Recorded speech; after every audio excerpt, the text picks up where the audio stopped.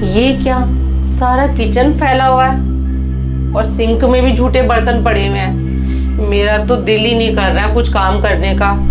ऐसा करती हूँ, कुछ तरकीब लगाती हूँ जिससे मुझे कोई काम ही ना करना पड़े। डॉली, क्या हुआ? वो कुछ नहीं भाभी, पता नहीं ना किचन में आने के बाद मेरा सर दर्द होने लग गया और थोड़े थोड़े चक्कर भी आ रहे हैं। क्या डॉली, तुझे चक्कर आ रहे हैं?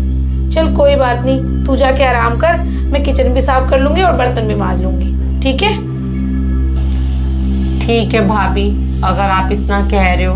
वैसे तो मुझे बर्तन भी धोने थे और किचन साफ भी करना था। मैं जाकर आराम कर लेती हूँ। थैंक यू भाभी।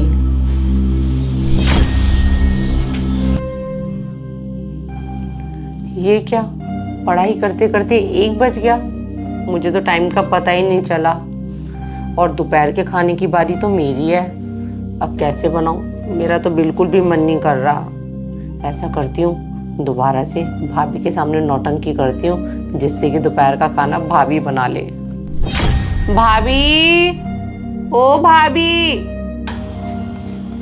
डॉली, क्या हुआ? तू आवाज लगा रही थी मुझे। हाँ भाभी, मैं आपको बुला रही थी। सुबह से ना मेरे को चक्कर आ रहे थे, अब तो मेरे पेट में भी दर्द होने लग गया है। आपको तो पता ही है, दोपहर के खाने की बारी ना मेरी होती है, तो मैं ना ज़्यादा देर किचन में खड़ी नहीं हो पाऊँगी। तो ऐसा करती हूँ, कुछ हल्का फुल्का सा बना लेती हूँ जो जल्दी बन जाए। डॉली, एक बात बता, जब तू किचन में खड़ी ही नहीं हो सकती तो हल्का फुल्का भी कैसे बनाएगी? तू ऐसा कर, तू आराम कर, मैं दोपहर का खाना भी बना लेती हूँ, ठीक है? आराम कर।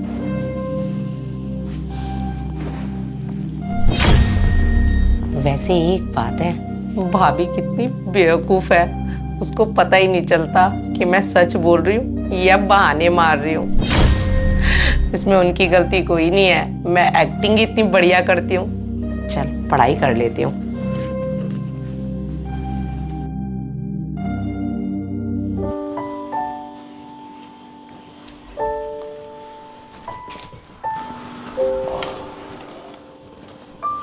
क्या बात है विशाल, आज तो आप बड़े थके थके लग रहे हो। अरे हाँ प्रीति, रास्ते में बहुत ट्रैफिक था।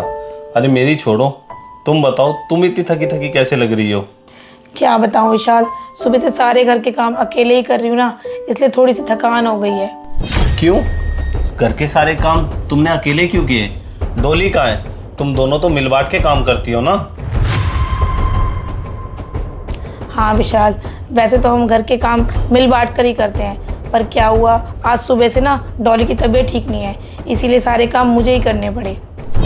क्या डोली की तबीयत खराब है? मैं अभी अंदर आ रहा था ना, तो साथ वाली पड़ोसन के साथ डोली हंस हंस के बातें कर रही थी। मुझे तो लग नहीं रहा था उसकी तबीयत खराब है।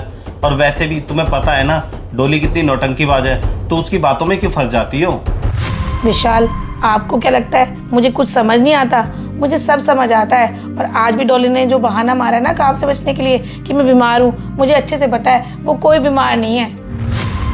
वाह प्रीति, जब तुम्हें अच्छे से पता है कि डोली बहाने मारती है, तो फिर उसके हिस्से के काम तुम क्यों करती हो?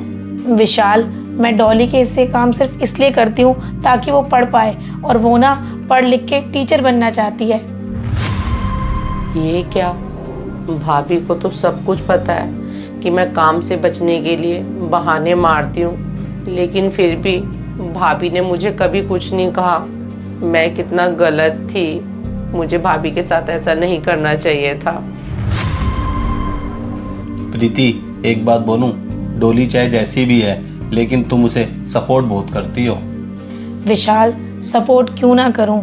आप तो अच्छे से जानते हो, एक टाइम पे मैं भी टीचर बनना चाहती थी, पर मुझे किसी का सपोर्ट नहीं मिला, तो ना मैं पढ़ पाई और ना ही मैं टीचर बन पाई।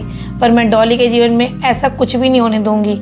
मैं डॉली को ना हर तरह से सपोर्ट करूंगी ताकि वो सक्सेस भी हो और एक टीचर भी बने। ठीक है प्रीति, जैसी तुम्हारी मर्जी। अरे डॉली, आ गई तुम? तबीयत ठीक नहीं लग रही, तुम्हारे लिए सूप वगैरह बना दूं क्या? भाभी, आपको कुछ बनाने की ज़रूरत नहीं है, अब मेरी तबीयत बिल्कुल ठीक है।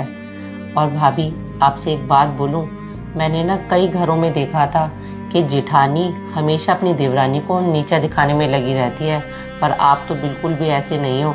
आप तो मुझे बहुत सपोर्ट करते हो और अपनी छोटी बहन मानते हो। मैं बहुत खुश नसीब हूँ जो मुझे एक जेठानी के रूप में बड़ी बहन मिल गई।